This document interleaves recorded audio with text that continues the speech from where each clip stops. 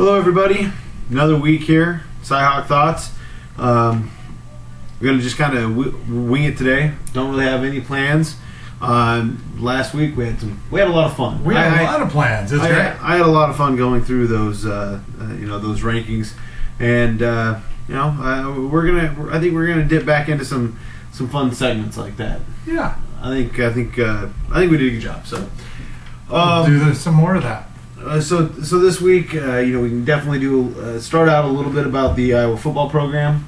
The alleged hire of Greg Davis. Still a legend. Okay, so Chuck, let's kind of go over that. Greg Davis, Cyclone fans will know him for a couple reasons. Number one, he coached Texas offense for a long time under Mac Brown, like 10, 12 years.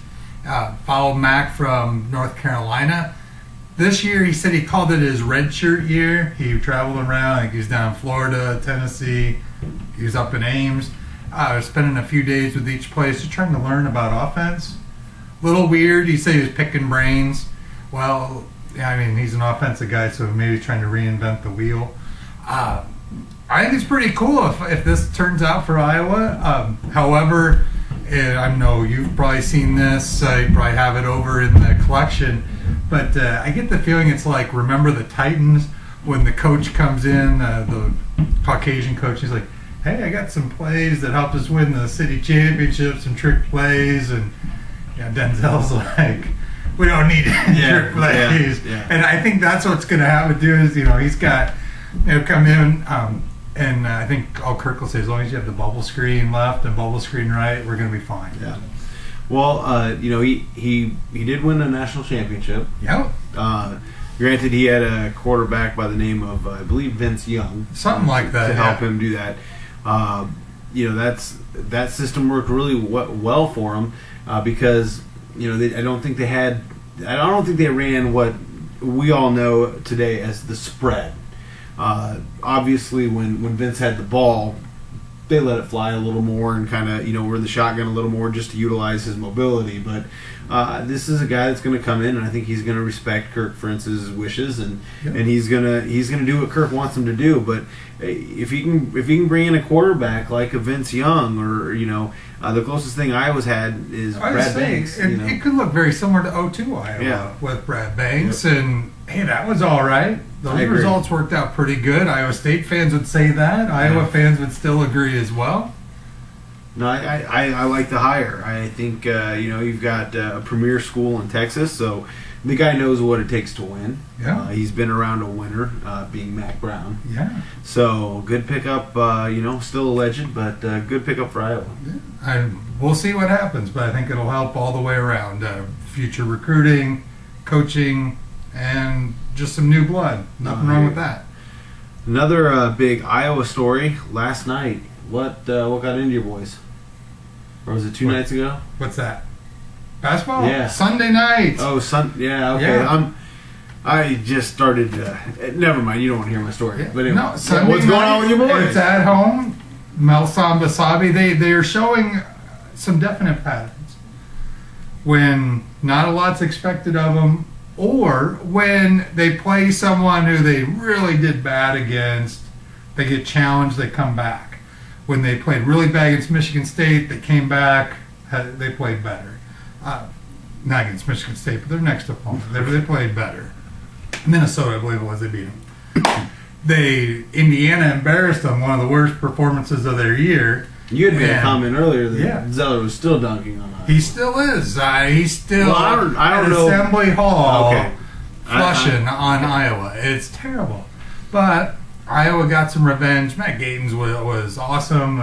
Best career game or best game in his career for Iowa? I'd say so. I think it was on fire, so why not give it to him? For Iowa fans, he might pull a Luke Recker and maybe win a few games. I say this about Iowa, and maybe I'm jumping the gun a little bit, but they got 4 games left, and I say it's just win. Just Wisconsin, just Illinois, Nebraska, Northwestern. In that order, they could go 0-4. Technically, they could go 4-0. Yep. It's probably going to be more in the lines of 1-3, maybe 2-2. If they go 4-0, they're in the big dance, as far as I'm concerned, because that puts them at 17-12, maybe 18-13 after the Big Ten tournament, and 18-13 with at least 4, if not 5, wins against top 20 teams. Even with a loss to Campbell and UNI and a couple other bad losses, Penn State, Nebraska, I think they get in. Well, that's a good thought. My thoughts behind it, boy, after beating Indiana, you really wish you could go back in time and knock off Penn State at Penn State. Oh yeah, and that's why I don't think they're going to win the next 4 games. I think 1-3 is more realistic, maybe 2-2. But because if you beat Penn State, people are like, well, okay, I'll pick them to beat Penn State, but the rest of their schedule, Mm-hmm. Then they go and they not only do they beat Indiana, they thump Indiana. They took them down. It was a thumping. And man, you just wish you had that Penn State game back. That 3-point loss. Or the Nebraska game earlier in the year. They could have won one or both of the Purdue games. They're more talent away from, instead of being 6-8, being 9-5. Well, let's go through this really quick. Okay, so let's say they go 4-0, they win 1 or 2 in the tournament. You're saying that gets them in. I think that's 18-13 in the Big Ten, and I think that does it. Okay, well I think that especially 10-8 in the conference. That's the important part there. Yeah.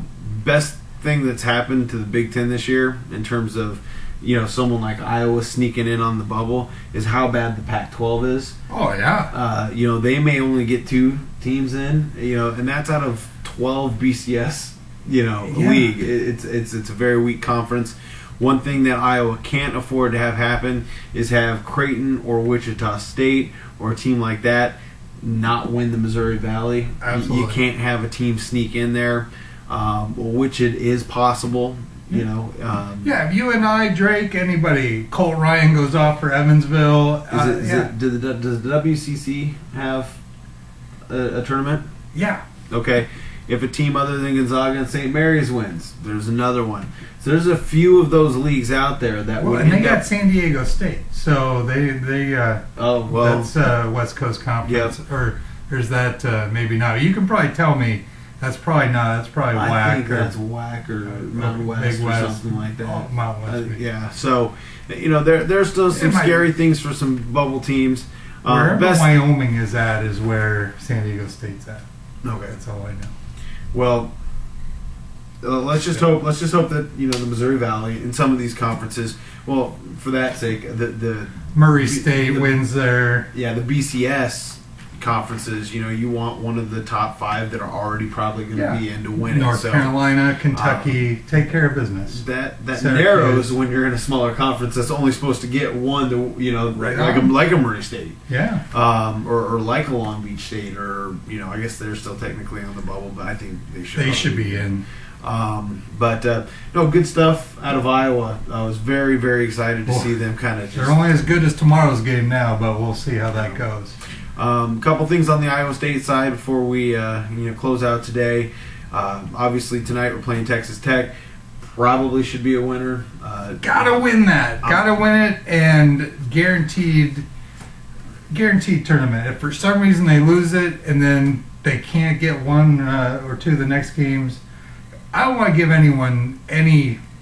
Let's have a no-doubter. That's what I'm saying, and just win. I predicted a 31-point win. I think is Lewandowski even playing today? I don't know. I'm going to be honest with you. I think Texas Tech would probably be in the bottom half of the MEAC this year. They're not good. No, they're not. Good. They're not. They're not even bad good. They're just not.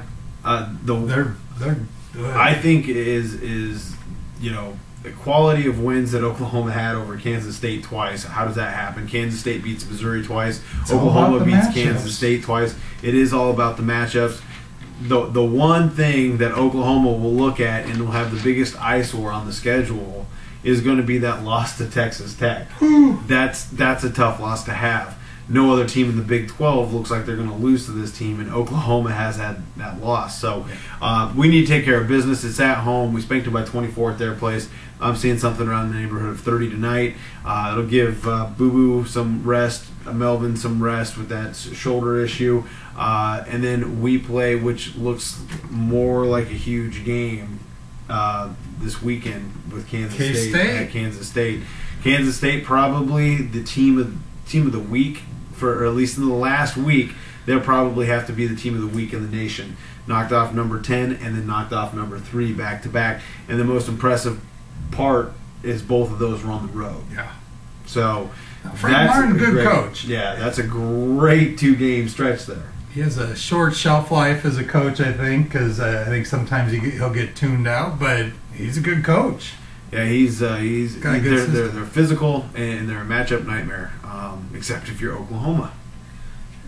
I don't get it, but Oklahoma. Well, we saw this last year with Iowa State, and last year we all had talked about wait till next year with Iowa State when all these bodies come in. Oklahoma, they don't have a great recruiting class next year, but Lon Kruger's got some people coming in.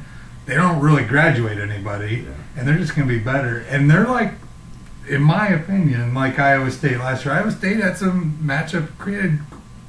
They still had Scotty. They created some issues last year. Oh, we beat Baylor. Yeah. Yep.